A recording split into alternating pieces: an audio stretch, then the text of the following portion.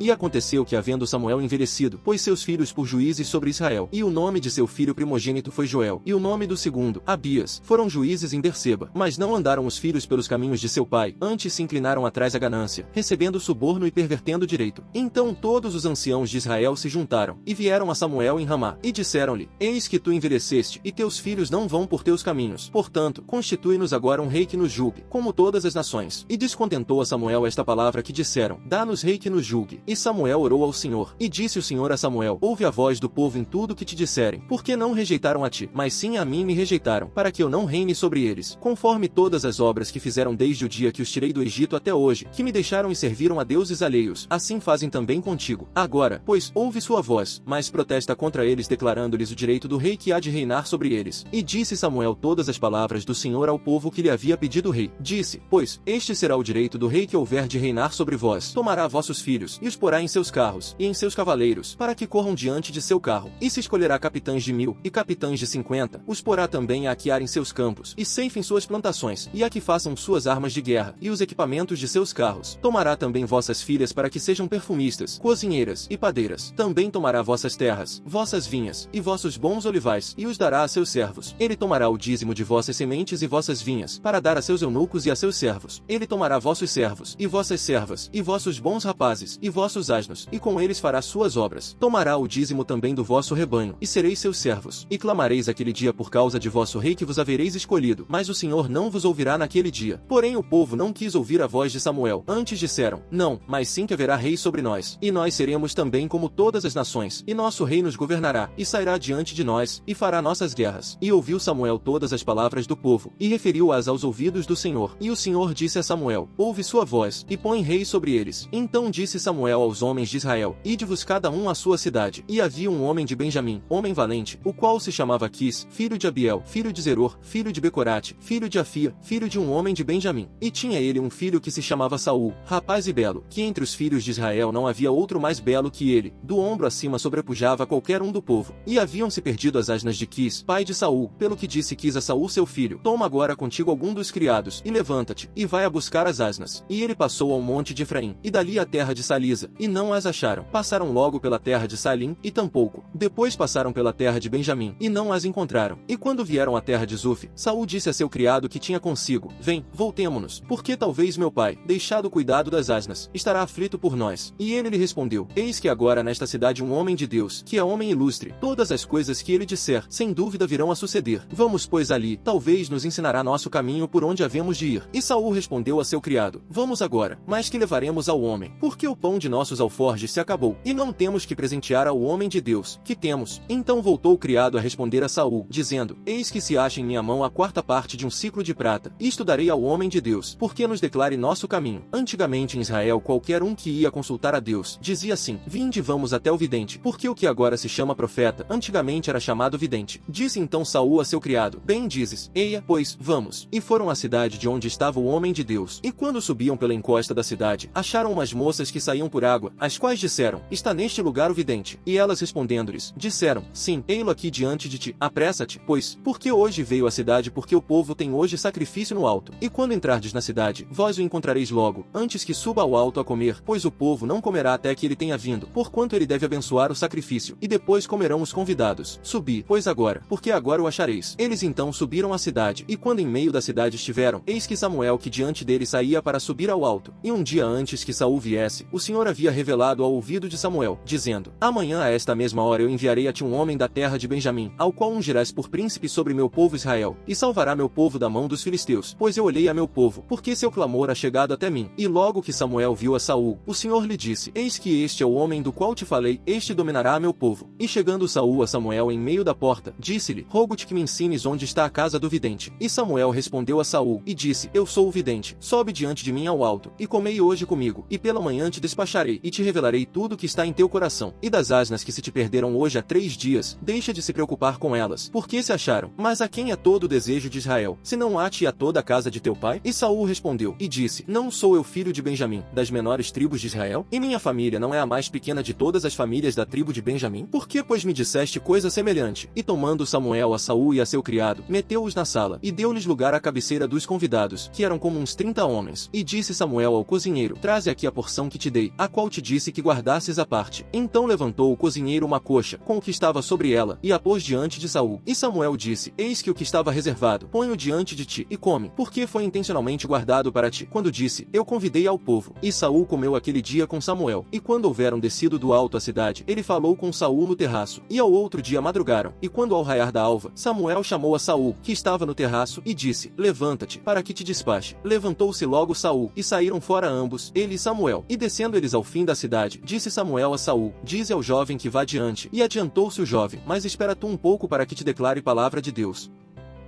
O dia seguinte, vendo a multidão, que estava do outro lado do mar, que não havia ali mais que um barquinho, em que seus discípulos entraram, e que Jesus não entrará com seus discípulos naquele barquinho, mas que seus discípulos sóis se haviam ido. Porém outros barquinhos vieram de Tibérias, perto do lugar onde comeram o pão, havendo o Senhor dado graças. Vendo pois a multidão que Jesus não estava ali, nem seus discípulos, entraram eles também nos barcos, e vieram a Cafarnaum em busca de Jesus. E achando-o do outro lado do mar, disseram: Rabi, quando chegaste aqui? Respondeu-lhe Jesus, e disse: em verdade vos digo, que me buscais, não pelos sinais que vistes, mas pelo pão que comestes, e vos fartastes. Trabalhai não pela comida que perece, mas sim pela comida que permanece para a vida eterna, a qual o Filho do Homem vos dará, porque Deus Pai a este selou. Disseram-lhe, pois, que faremos, para trabalharmos as obras de Deus? Respondeu Jesus, e disse-lhes: Esta é a obra de Deus, que creiais naquele que ele enviou. Disseram-lhe, pois, que sinal, pois, fazes tu para que o vejamos, e em ti creiamos? O que tu operas? Nossos pais comeram o maná no deserto, como está escrito: pão do céu ele lhes deu para comer. Então Jesus lhes disse: em verdade vos digo, que Moisés não vos deu o pão do céu, mas meu Pai vos dá o verdadeiro pão do céu. Porque o pão de Deus é aquele que desce do céu e dá vida ao mundo. Disseram-lhe, pois: Senhor, dá-nos sempre deste pão. E Jesus lhes disse: Eu sou o pão da vida. Quem vem a mim de maneira nenhuma terá fome, e quem crê em mim nunca terá sede. Mas já tenho-vos dito que também me vistes, e não credes. Tudo que o Pai me dá virá a mim, e ao que vem a mim, em maneira nenhuma o lançarei fora. Porque eu desci do céu, não para fazer minha vontade, mas sim a vontade daquele que me enviou. Esta é a vontade do Pai, que me enviou, que de tudo quanto me deu, nada perca, mas que eu o ressuscite no último dia. Esta é a vontade daquele que me enviou, que todo aquele que vê ao Filho, e nele crê, tenha a vida eterna, e eu o ressuscitarei no último dia. Então os judeus murmuravam dele, porque ele tinha dito: Eu sou o pão que desceu do céu. E diziam: Não é este Jesus o filho de José, cujo pai e mãe nós conhecemos? Como, pois, ele diz: Desci do céu?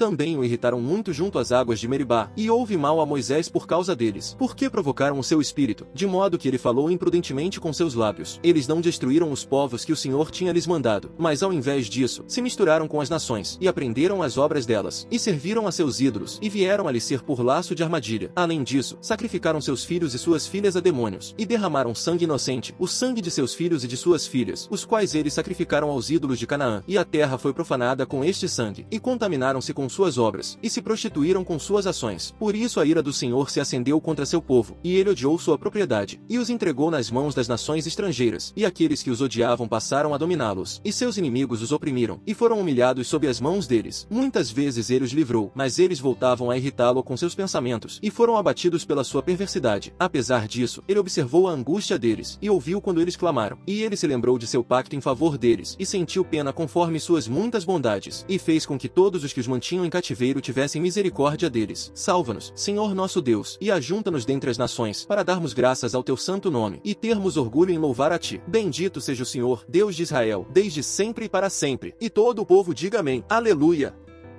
A justiça exalta a nação, mas o pecado é a desgraça dos povos. O rei se agrada do seu servo prudente, porém ele mostrará seu furor ao causador de vergonha.